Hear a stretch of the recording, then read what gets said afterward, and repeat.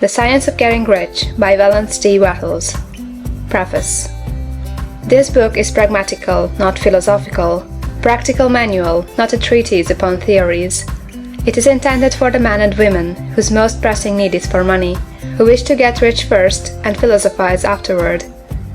It is for those who have, so far, found neither the time, the means, nor the opportunity to go deeply into the study of metaphysics, but who want results and who are willing to take the conclusions of science as a basis for action, without going into all the processes by which those conclusions were reached.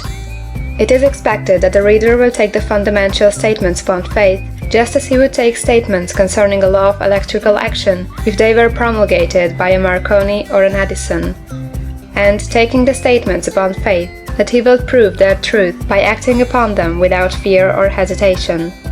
Every man or woman who does this will certainly get rich, for the science herein applied is an exact science, and failure is impossible. For the benefit, however, of those who wish to investigate philosophical theories and so secure a logical basis of faith, I will here cite certain authorities. The monistic theory of the universe, the theory that one is all and that all is one, that one substance manifests itself as the seeming many elements of the material world, is of Hindu origin, and has been gradually winning its way into the thought of the Western world for 200 years. It is the foundation of all the Oriental philosophies, and of those of Descartes, Spinoza, Leibniz, Schopenhauer, Hegel, and Emerson.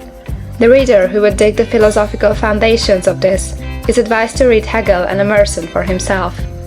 In writing this book, I have sacrificed all other considerations to plainness and simplicity of style, so that all might understand. The plan of action laid down herein was deduced from the conclusions of philosophy. It has been thoroughly tested, and bears the supreme test of practical experiment. It works. If you wish to know how the conclusions were arrived at, read the writings of the authors mentioned above, and if you wish to reap the fruits of their philosophies in actual practice, read this book and do exactly as it tells you to do. The author. End of the preface.